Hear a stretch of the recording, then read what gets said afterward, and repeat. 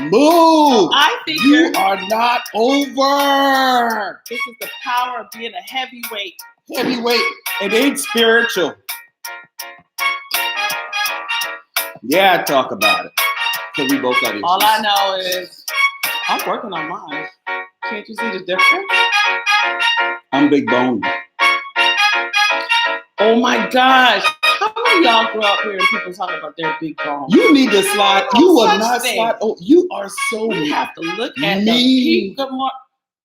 You move. You won't move over. Come on, the music stop. What are you saying? Praise report. God. Praise report. I was on time. I was before time. Good morning, Larry. I was early. Oh, won't he do it? Waiting Teresa, on. she is so mean. Tony mean. That. With coffee. Listen, my second cup. Oh, the Lord is doing a miracle work in my life. Second cup, because I make sure stuff is prepared. It just caught me. You see, I was when just a people little behind. are in the You know what she wrong, does? All she does justify. is just get up, make herself look good. I'm doing everything else, and even if I even try to set up the things the night before, it's always a whole lot. There's always stuff that has to be done in the morning. Figured I was in place. I'll take more space. Period. Oh gosh. Waiting. They that wait upon the Lord, the scripture said. It didn't say nothing about Terrence. I'm feeling my strength is being renewed. I should be able to move it now. Okay. So, good morning, good people. Yes, good morning. I'm feeling all right. It's Monday and I was in place. Yeah. Yes. You just went from 10 to 15% in place on time. That's the increase. I'll give you that. Yes. Listen, it is October. It is actually Breast Cancer Awareness Month, and we want to encourage you. I say men and women. Men and women to please be diligent about your health and to take personal responsibility. Although Terrence had Hodgkin's lymphoma, a cancerous challenge there, formation disease, it is still a form of cancer. And we encourage all of you, family and friends, to do so. And share this live. But we encourage all of you to do this. It's also Bully Awareness Month. Bullying should be awareness in our life with our children, grandchildren, family, and friends. Don't limit it just to your child or your children's or your immediate circle's school, but definitely do so. Probably at the end of this month will be our pink day at church, but we definitely want to bring that. We actually have survivors, those who have had major scares, breast cancer scares, in our personal sphere and in our church, and one who isn't a survivor. So we encourage all of you, things like that, honestly, that is orchestrated, we believe, in our faith base by God, just to bring more awareness to us. We can want to be the most powerful in so many different realms, but unless we're powerful and caring and taking care of what God has blessed us with, and that's what life and our being, then we've fallen short. For life updates, that is probably part of our life updates. In addition to the fact that she's still taking on more screen because she won't slide over. That's a current life update. I was in place. I took more space. Hey! Y'all didn't feel that? I felt it. Yeah, I felt it because I ain't got no space. Somebody just give me a like or heart if you felt that. And don't be afraid. Don't be afraid. Don't be afraid of the beast. Morning, Joyce. Don't be afraid of it. Whatever. So we want to go ahead and jump right into our story because we are running 5 minutes late because of Terrence. Boy, you just kind of threw that out there. Just made sure that was. As the young people say, hashtag facts. Well, oh boy, people on there probably saying, ooh, that girl, she is feeling herself this morning. Very much so. And it's Monday. You know this is rare. For the past couple of weeks, I've been coming out of my cloudy fog. I don't know what's been going on, but yeah, and I had all these health issues and health stuff. Nope, I'm getting it. Your girl is getting it together. Is. I mean, usually there's a ramp up in the morning. Now she's like, the ramp up is much, much shorter. Yes. And it's like, oh Lord, here we go. Sleep is peace. That's true. That's true. So when we're talking about my process with receiving chemo, what your friend tell you? What? Let me do the summary, and then you jump. You looked at me and just said, Hey, stay in your place. You know what? And you ain't got that much space today. Yes. Okay. So now, our good fellow YouTubers and Facebookers. Carla's always on your side. Don't shice the man of God's wisdom. Anyway, we are continuing with the story of what we were doing, which was planting the church, and he had cancer.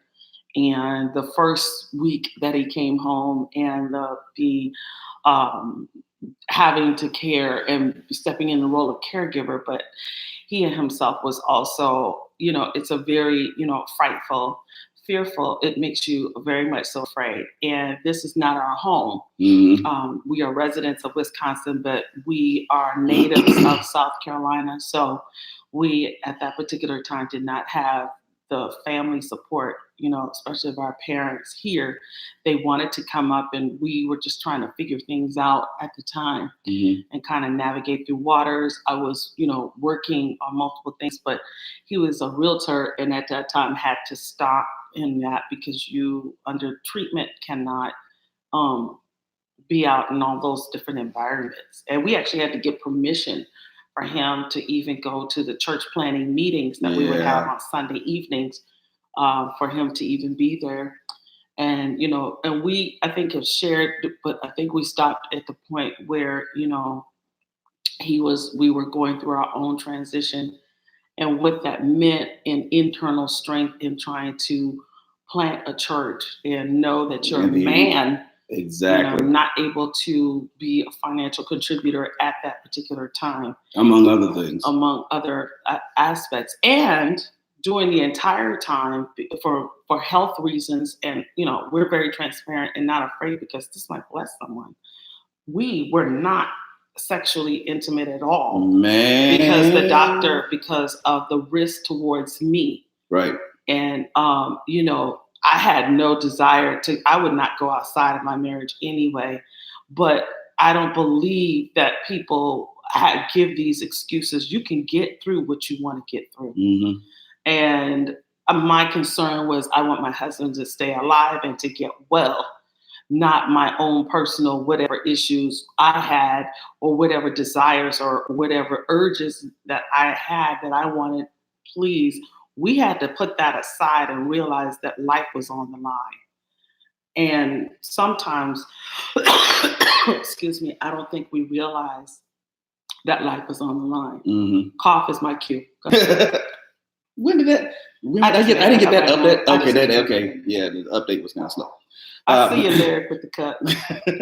But and that was a crazy thing. The economy was turning, so my business was having to morph and change into something different.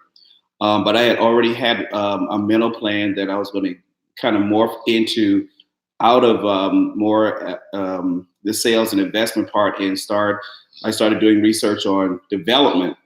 So I had a life plan already of transition because I was starting to see things turn.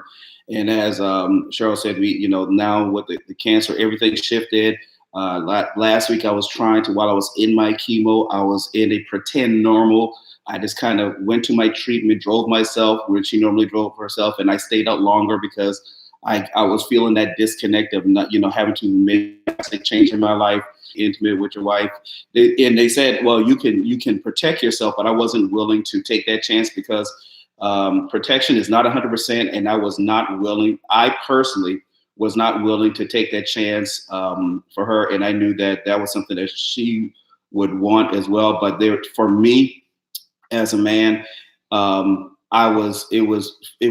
she is more important to me than my needs and her vice versa. Yeah. But from a male perspective, not being able to, you wanting to and not being able to because of a medical issue that could harm your partner, that was extremely hard, in addition to everything else that was falling apart with that. I'm having to rely on her so much. Now I felt that more part of my manhood was being taken away.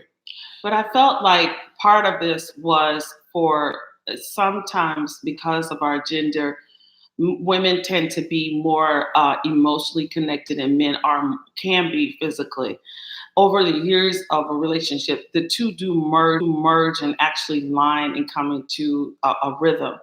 But for us, it was the test of what God had for us coming in the future. Right. It was like future fruit, because you can't really encourage anyone or be, a motivator to anyone unless you've experienced something. There have been times where I have gone through, seminars and workshops, but I can't really tell that person actually, they don't tell me how to get through it. You tell me your story of victory, and that gets me through, but it's nothing like hearing the devastating parts. And I think for us, we're at the point of sharing the devastating parts. For him, it was that physical part that he couldn't perform at the time. And I was absolutely fine. I felt that it was God's message to him to say, she's with you no matter what. Mm-hmm. And being a caregiver, I told y'all I cried one of them, but I can't be doing this. Or when I get off of here, I cry. Ooh.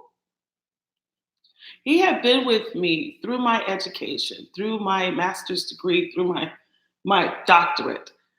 But it flushed out the whatever selfishness and self-pursuit of success I had. Being a caregiver, God, I believe, used that to purge and flush that out of me so that I can be a servant to others. And I don't take that experience lightly at all, because he could have taken the most precious thing, outside of our children and our family, somebody I committed my life to, away from me out of selfishness, because I tended to be very critical. I tended to say, I want you to do this, and sometimes we want to make people out of what not God has designed them and not appreciate who they are. And he can see things I can't see. He is very powerful. He's very strong. He's, catches people in their stuff and you don't like it. But I had to appreciate that at this point, that I actually had to serve inside of my house in a different capacity. I love to cook. I love to clean. I love all that stuff. But it was amazing just to see that it wasn't just almost like killing off the bad cells. We would talk about each other's transformation in the process. Because when you are dealing with the lives of people outside of your personal life and person, you got to be tough. You got to be strong, and you got to be able to endure. And we did not realize at the time that God was dealing with us like that. He would often tell me about how, talk to me and the boys and sit us down, and the pain he was feeling, the discomfort and the heartache. So when we deal with people, we understand that, but you have to keep moving. And God, as successful as I was in my life and in my other areas, I was weak when it came to being a compassionate woman. And God did that. More of a compassionate wife. More of a compassionate wife. More of a compassionate wife.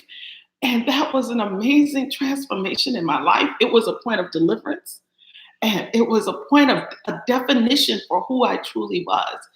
No matter how much I could teach, articulate, preach, motivated speaking, and whatever, move in excellence, I had to be a compassionate wife, because we had difficult days that were still coming, right? Especially as a pastor, and challenges and rumors and all these things that come to you as a leader. God had to make sure I was locked in to know that this guy was more than a survivor. He was successful in the pursuit of what he wanted. I don't know. Maybe God wanted somebody to hear that today. I don't know why I went on that stream. I told y'all I was going to be crying anyway. But to see this, and I took such care, and I talked to the doctors, and I took some online classes to learn how to read his reports, so I knew the cell count, so I understood the numbers. When his mom came up, she was an amazing blessing. My parents checked on me. My mama was just irritating, but call every day. Wanted to come up every week. They took care of the boys for me. I'm telling you, it's nothing like it when God uses your personal tribulation to be a treasure to somebody else's life. It was painful for us, and we weren't rich. We were struggling. Right. That, I mean, things were just turning. They were and the thing was, it was turning slowly, and we were trying to come up with creative ways. And Cheryl would say, "Terrence, we're running out of money. Terrence, we're running out of money." And I go, "I know," and I'm going, "How can I help? How am I able? How do I adjust and everything else?" And then we have all this stuff going on, but for me, again, a lot of it had, this whole process had to do with my manhood, and with the issue of providing, and then I'll pray, I will cover our house in prayer and everything else. But from a man perspective, like, prayer is one thing, but providing is another. And there were days, and then it's like, and then the physical, the physical part, And there were days I would just, my heart would go out to Terrence because he was at home. The boys would be at school. I worked from home, unless I had to go on site to a client. And, he would be at the house and he wasn't allowed to go, couldn't really go outside. I mean, we had to get Sunday. Every other Sunday we had these team meetings to plant this church. And even that, he couldn't really integrate and interact with the people that were on that team. But in that, all through that, I stayed right there. I went to him. We had to, he couldn't eat all that cookout food. I wasn't a big person on eating out anyway. I had, colleagues and friends that. But during my treatments, I did get Culvers. He did get Culvers. That was my treat. He was allowed Culvers every other week. Every other week. And he was allowed to go outside because we lived in a heavily wooded area in that was a problem. Yeah, that was a problem. And that was a problem. So he couldn't go out, he couldn't do yard work, couldn't take walks, he couldn't go down to the water, anything. I'm telling you, you got to appreciate life, because you got to appreciate the people in your life, because you don't know what that cost.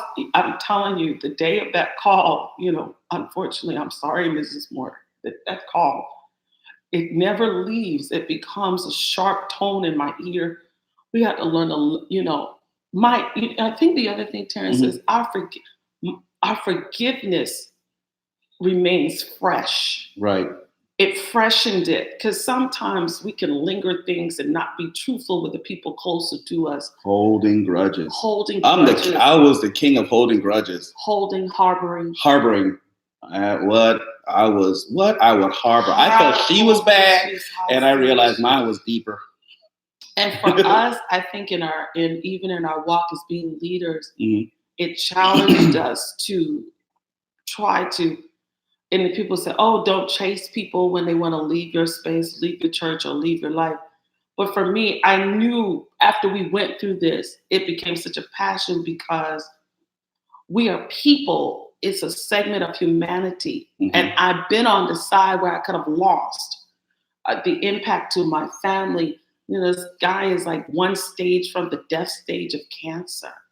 And to be who he is now because of that, I try to tell people, and like, you don't realize the cost of disconnecting from people God has joined in your life. Right. It is very devastating.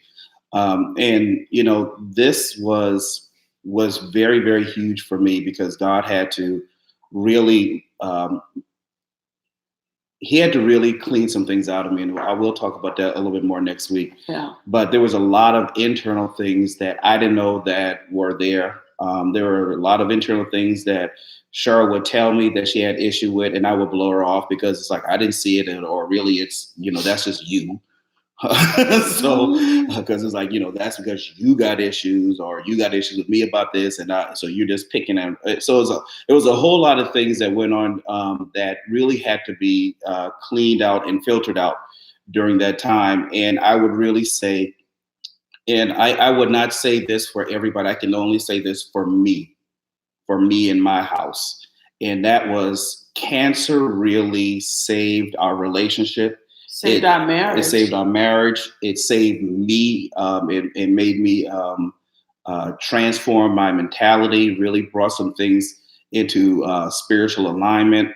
Really, really did some things that I didn't quite understand at the time, but as I grew even more so in God and pastoring, and then on the business side, and then relational as a husband and a father, I began to realize those things I can immediately relate. Okay, even I'm coming up on 11 years in remission, and even right now, things will come up either this year or last year that I can relate to. Oh, I learned that during the process of my cancer process. I think But it's really important to say it was probably one of the darkest times of our family, our marriage, and wasn't only, it wasn't the only, but it was one of the darkest. But it was the darkest because it was the closest to death we had ever been, and there were days he just could not get out of the bed, and I would just wanted to so bad. Wanted to and didn't want to eat, and going through depression. I forced myself to eat. I didn't want to go to the health groups, the focus groups, the caregivers.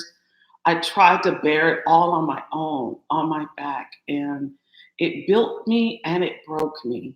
And Josh was extraordinary. Incredible. And I didn't even realize how strong he was in this process until, after the fact. Right. He was incredible. He's the oldest, and the oldest always tends to have a different pillar of strength. And I watched TJ just crumble. I had to stay with him. I had to work through the child psychologist at the school. He just couldn't handle it. He wouldn't go in and see his dad on different days. Right. Especially on chemo day, my chemo days. He wouldn't go in the room. He wouldn't say hello to him. He just couldn't bear it. And dealing with all these emotions and the friction in the house with that, or if he and Josh got into it over the game, it was just a lot to bear. But I hung in there, not because I wanted to, and not because I needed to, because I needed to lay down my life. I needed to lay down success. I needed to lay it down. That's what I needed to do. And, there were days where I dropped Terrence off to his treatment, and then he didn't want me to stay. He wanted to talk to some of the other people. Right. He felt that was also a ministry assignment. Right. And I would take him his lunch. And that was the longest she was allowed to stay, because she'd drop off and I said, you got to go. And yes, because it wasn't far from our house. And I'd drop off, and then I would fix his lunch. But the Culvers was that day. When he had chemo, he could have Culvers. So and then I would pick him up. But while he was gone, I had a cleaning team that would help me. And it was a specialized organic. And I knew he was out for the count on those weekends. I came back. Awesome. He was dying the entire weekend. It would take the betterment of sometime a week for him to get up on his feet. And I was like, God, they're saying that my husband might need this treatment for almost an entire year, 8 months to a year. And then that's just the first part. That's not including the radiation. To survive this. So I think we need to go, but we'll finish up the process of that and then talk about the other part while planning a church. Yeah, all of this is going while planning a church. And whenever I was conscious, she and I are talking what needs to happen, and then I'll flow out of consciousness and go back to sleep. So we're piecemeal and plans. At the time, the people on the team, we told a couple. Just a few of them. Not everybody know. Only 2 people knew on the entire team that he was going. And he lost weight, but it never became extreme.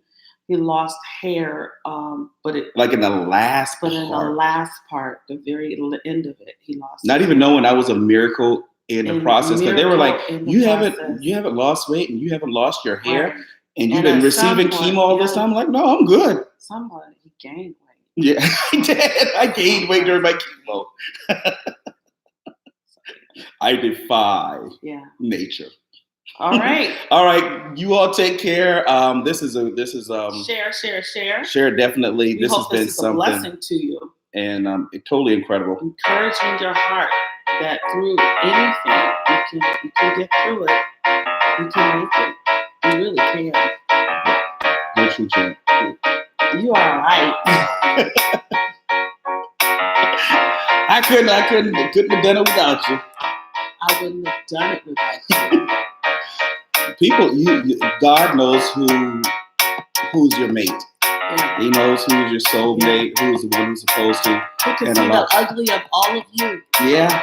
And yeah, all of you. All of you. All of you. And usually that's beforehand.